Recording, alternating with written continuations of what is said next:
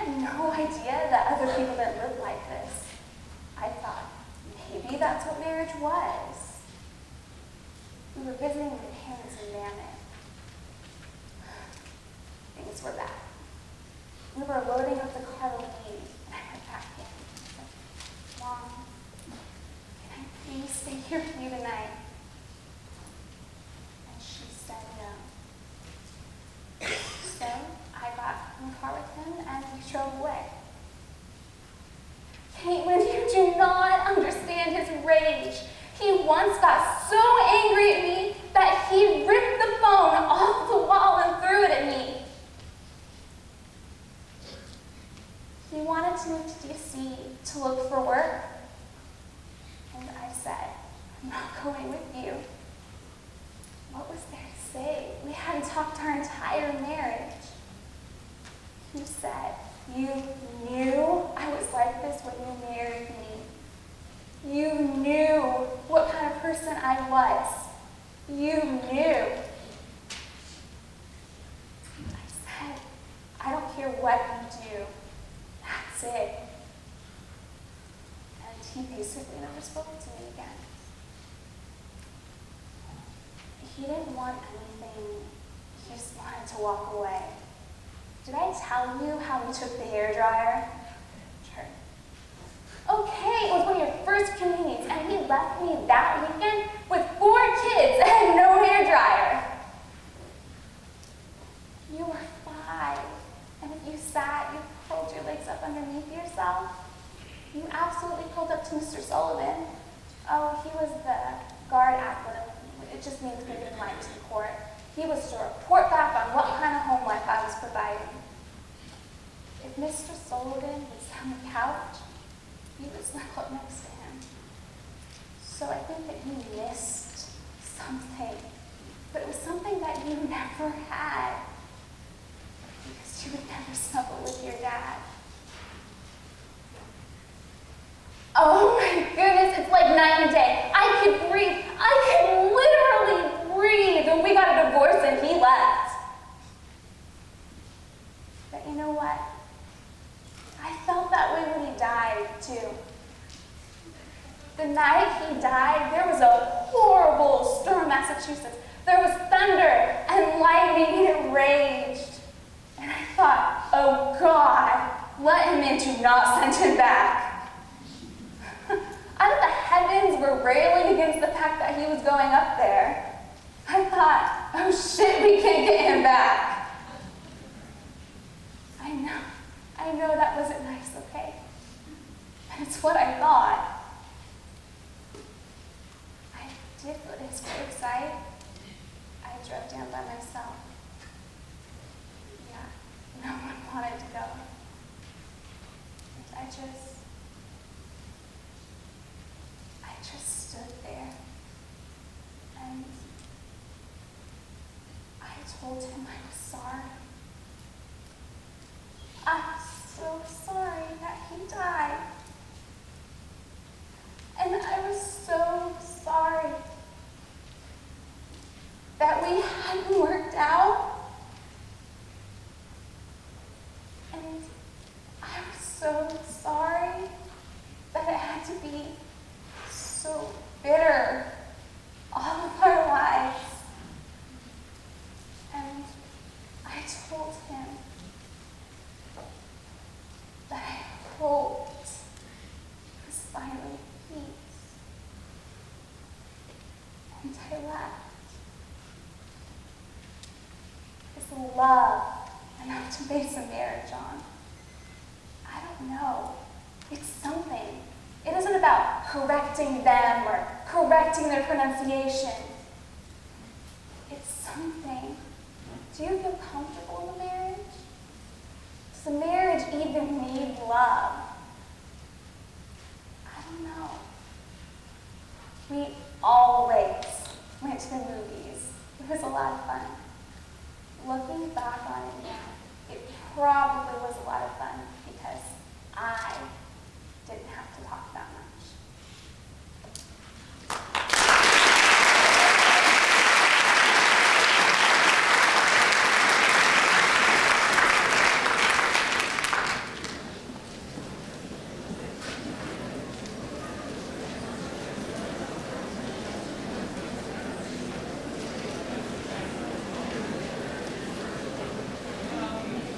Thank you very much to Shannon and her wonderful performance of her dramatic interpretation. I hope it was entertaining and enlightening.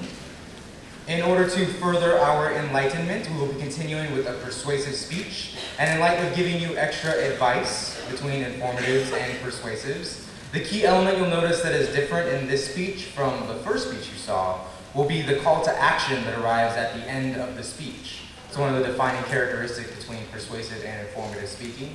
Persuasions will always ask the audience to do something or engage in some sort of action. So without further ado, we will introduce James Baugh, who will be doing his persuasive speech.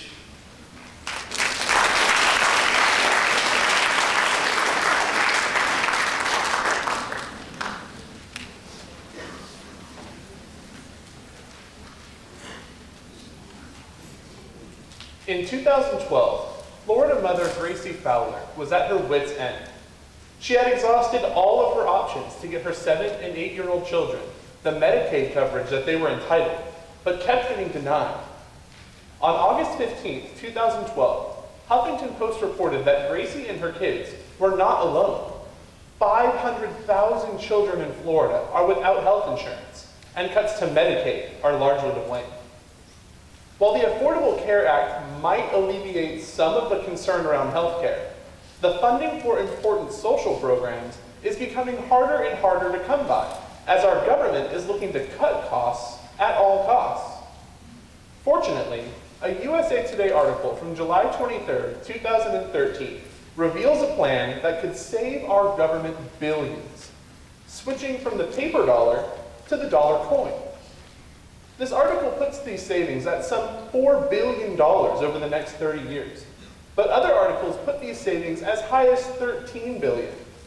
Now, $13 billion might just seem like a drop in the bucket, except a May 12, 2009 article from NPR reveals a study on the denomination effect, which shows that people are actually much more likely to spend coins than they are to spend bills. This shows that in following in the footsteps of many of the world's other major economies, there are numerous benefits to the United States in switching to the dollar coin, in terms of our economy, our budget, and even our natural resources. To understand where these benefits come from, we must first examine the reasons why we have, so far, avoided replacing the dollar bill. Second, understand the effects of the transition to the coin. And finally, implement solutions that will allow us to fully reap the benefit of having a more efficient dollar. Now, if switching to the dollar coin is so good, why haven't we done it already? There are 3 main reasons perpetuating our love of the paper dollar: the initial cost of coin production, the cost of businesses, and public opinion. But let's start with the coins. A 2011 report from the Government Accountability Office shows that the cost of producing enough coins to fully phase out the dollar bill would be somewhere around $600 million. Now, the initial concern about this cost is that since the savings are projected to take place over 30 years, these estimates could prove to be wrong. If that were to happen, it could take much longer to recover this initial cost, if it gets recovered at all. Second, there's the cost of businesses. In the same Government Accountability Office report, major stockholders identified potential causes that could result as a result of the change. The short-term costs are upfront and obvious.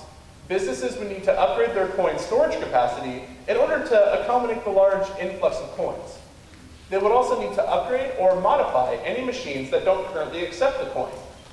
However, a 2013 report entitled Time for Change by former Treasury Department Assistant Secretary Aaron Klein, this cost is shown to be small, as all federal agencies and government-operated machines already accept the dollar coin, as well as any machine produced in the last 20 years by the National Automated Merchandising Association. In addition to this, the 2011 Wisconsin State Journal identified a long-term cost to the transportation industry in the form of heavier truckloads as a result of more coins, leading to lower gas mileage and higher fuel costs. Finally, Americans waver on scrapping the greenback. A 2011 Lincoln Park Strategies poll showed that 77% of Americans are against using the dollar coin, and only 10% think it would help the economy to switch. The power of public opinion has often proven itself to be crucial when it comes to big changes in society. And right now, it is overwhelmingly against the dollar coin. While the resistance to change might be strong, the benefits of switching over are too great to ignore, including the environmental impacts, the long-term savings to the government, and the significant economic stimulation. First, let's look at the environment. American paper currency is 25% linen and 75% cotton. Unfortunately, cotton is one of the world's dirtiest crops. According to a 2013 report by Living Green magazine, cotton is responsible for 16% of global insecticide use, and over 90% of the pesticides used in cotton farming rate as above highly hazardous by the World Health Organization. Also, only 10% of the bill is recyclable, in contrast to a 100% recycle rate for the dollar coin. It is estimated in Time for Change that the amount of landfill waste generated by 30 years of production of the $1 bill would accumulate up to 164,700 metric tons of waste, the same amount produced by the entire city of Cincinnati last year. Switching to the dollar coin not only greatly reduces our cotton use, but also greatly reduces our contribution to landfills. Second, there are large-scale economic benefits to the government in switching to the coin. Printing the dollar bill is horribly inefficient. According to the US Bureau of Engraving and Printing, in 21 of the last 22 years, the dollar bill was the most produced bill, and over half of the bills produced in 2011. This popularity leads to a short lifespan, only between 5 and 6 years, according to the Federal Reserve. The dollar coin, on the other hand, is much more cost efficient. While it costs more per unit to produce, 18 cents, compared to the dollar bill's 9 cents, the US Mint estimates the lifespan of the dollar coin to be between 25 and 30 years, roughly 5 times that of its paper counterpart. In fact, it is estimated that simply by switching to the dollar coin, our government can save between $5.5 billion, according to the GAO, and $13 billion, according to Time for Change, over the next 30 years. Furthermore, the denomination effect, established in a 2009 study by NYU Stern School of Business, shows that people are actually much more likely to spend coins than they are to spend bills, and spend more money when shopping with coins than they are when shopping with bills. In the first phase of the study, 63% of people given 4 quarters spent money while shopping, in comparison to only 21% of people given a dollar bill. In the second phase of the study, owners of 5 $1 coins spent 5% more money in comparison to owners of 5 $1 bills. This study shows a strong correlation between coin money and increased consumer spending, which is undoubtedly good for the economy. The other side of this economic growth comes from the vending machine industry. It is actually much easier for a machine to process a coin than it is to process a bill. In fact, it was estimated by the Dollar Coin Alliance in 2013 that simply by switching to the dollar coin, the vending machine industry would save hundreds of millions of dollars a year simply by not having $1 bills jam up their machines and require maintenance. By now it should be clear that there are numerous benefits in switching to the dollar coin. So let's look at some examples to help make this a reality. Right now, there is a bill that will switch us to the coin, the 2013 Currency Optimization, Innovation, and National Savings Act, or COINS Act. You should contact your congressperson immediately and instruct your representative to vote in favor of the COINS Act to the benefit of both our budget and our environment. Second, we should all become more vested in the dollar coin. Actively asking for the coin from your bank can help increase the demand for this type of currency. According to Philip Field, former director of the US Mint, after learning of the potential savings, 2/3 of Americans are on board with switching to the coin. But we can't just be in favor in a poll. We have to seek out and use these coins to show our representatives that we want this transition. Gracie Fowler was a single mother struggling against budget cuts to keep her kids healthy, alongside many other families in the same boat. Important social programs like Medicaid need the extra funding that smart, money-saving plans can provide. Today, we looked at how you can help the government save money, simply by switching from the paper dollar to the dollar coin. We examined the barriers generating resistance to this change, counted the numerous beneficial effects of switching over, and even discovered some solutions to help encourage this shift in policy. Switching to the dollar coin won't solve all of this country's financial problems overnight, but it is an example of the type of intelligent policymaking that our government has been sorely lacking to bring us out of this financial crisis. Not every child will receive the healthcare coverage that they need as a result of these savings, but those who do will see their lives impacted for the better, as they see that for once, their government counted them and made them a priority. Thank you.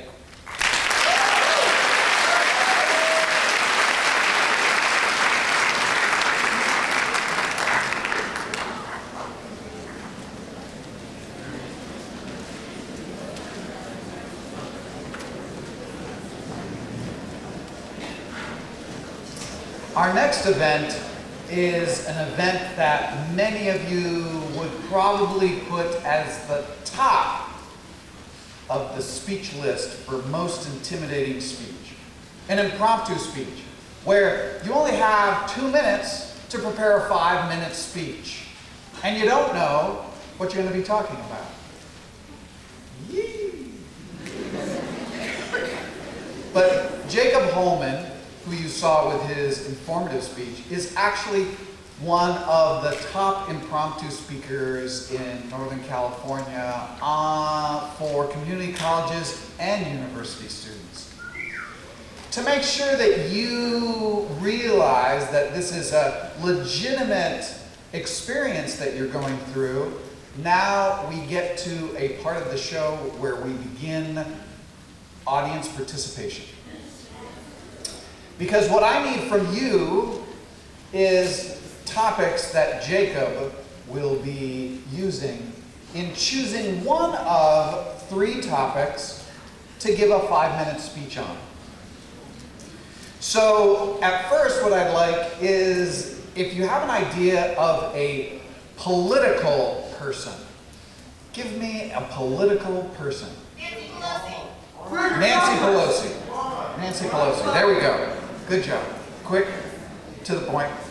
A movie quotation.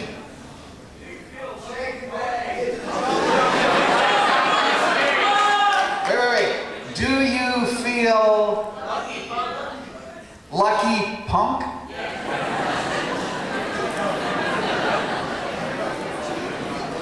And a book title.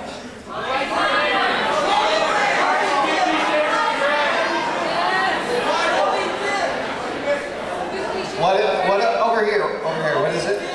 Lucky? Moby Dick. Oh, Moby Dick.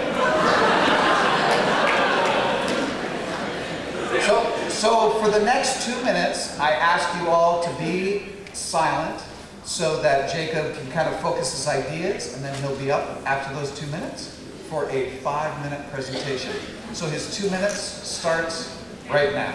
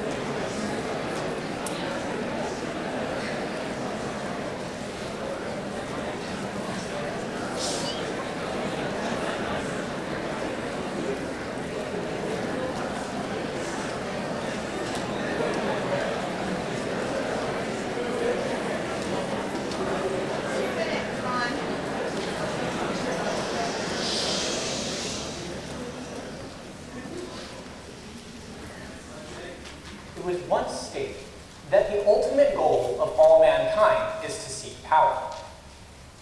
That unfortunately, that goal of seeking power ultimately leads to our destruction. Now, this is the first thing that I ended up thinking of when I received Moby Dick. Moby Dick is about a man that becomes so obsessed with hunting a whale because it stole his arm, effectively, that he goes out to hunt this whale down. Now, this ultimately leads to his destruction. He seeks to find this power over this whale. He goes and becomes obsessed with this. And this is exactly what this means to me. And this is a bad thing. That when we become obsessed with something to the point where it leads to our own destruction, that this is harmful to us. And we're going to be seeing this through 3 points of analysis. First, we're going to look at the children's book, Pierre. Then, we're going to look at the song, I Love It. Then, after that, we will finally look to the Honey Badger. Okay, so let's look to the book, Pierre. In the children's book, Pierre, this child basically says, I don't care. My name is Pierre, and I don't care. Pierre goes out of his way to be completely indifferent. He becomes so obsessed with not caring that he ultimately gets eaten by a lion. And it's only after he finally starts caring that he gets taken out of the lion. He actually starts to love life and live it. Now, if Pierre had not given up this obsession of not caring, he would have stayed in the lion and been digested, and we'd have lion fertilizer. But we can see that because he gave up this obsession and actually started to care and actually gave up this quest effectively for power over his life to be indifferent towards everything, he was able to better himself. Now, let's look to the song, I Love It. In the song, I Love It, what ends up happening is this girl is singing about how she's going around destroying all of her former lover's stuff, and how she drove her car into a bridge, how she threw all of his stuff into a lake or a river, and how she goes through, and she's just talking about all these terrible things that she's doing. But we can see that with her obsession of getting back at this person who she was involved with, this leads to an extreme amount of destruction of his personal property.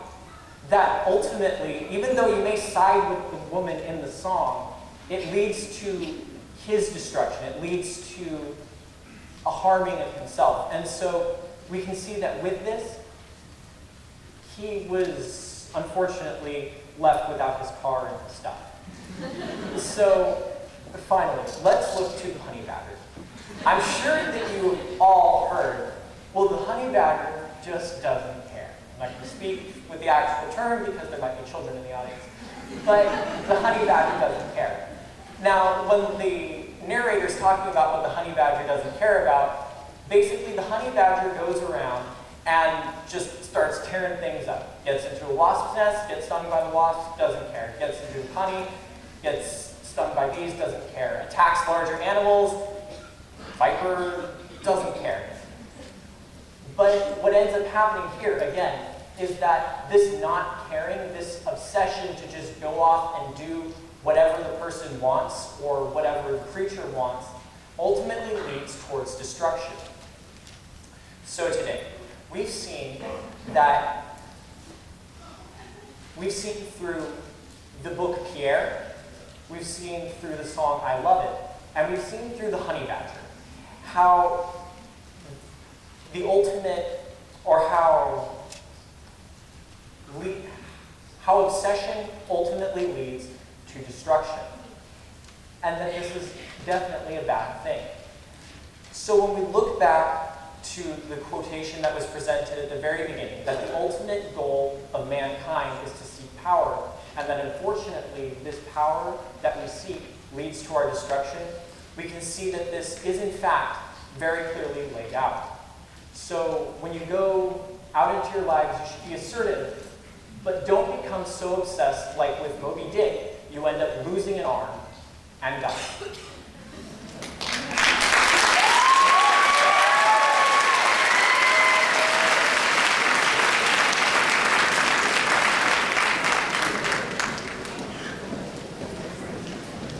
We've now come to the final event of the evening. The parliamentary debate. Parliamentary debate actually has a really rich history with Modesto Junior College for a really important reason. My predecessor was Mr. Dr. Charles Ewing. And Dr. Ewing had the opportunity to go overseas for a sabbatical and saw the British Parliament at work, but then also because he was a debate coach, he came to realize that there was competition throughout Europe that had to do with this format of debate called parliamentary debate.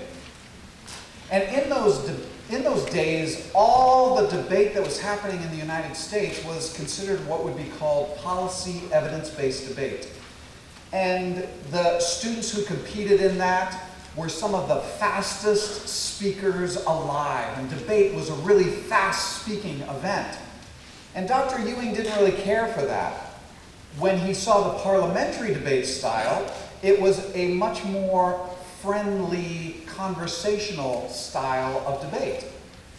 And so he brought parliamentary debate back to the United States. And in the early 1990s, we introduced parliamentary debate to the Northern California debate circuit. And all of a sudden it caught on because parliamentary debate didn't need to have evidence. It was a more common knowledge-based debate.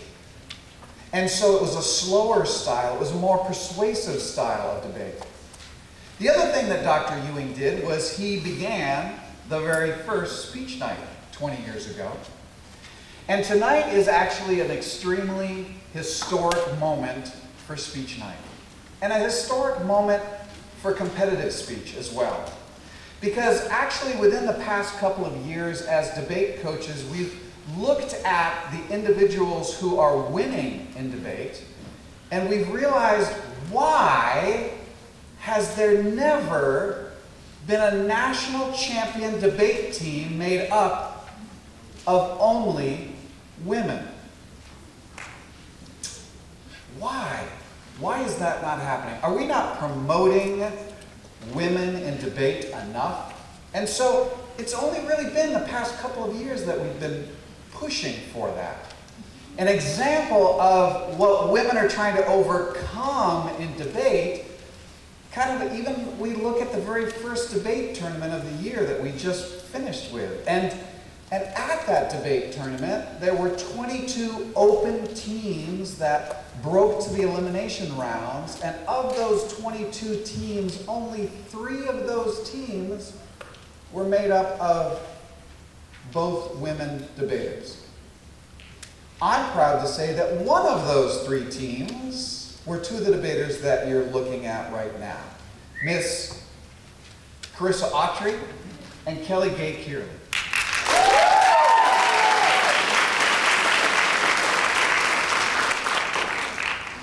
I broke them up today for this debate as well, but last spring they competed at our national tournament. You know, just a community college tournament where all the community colleges in the nation come to. And those 2 just happened to come in second place in the nation.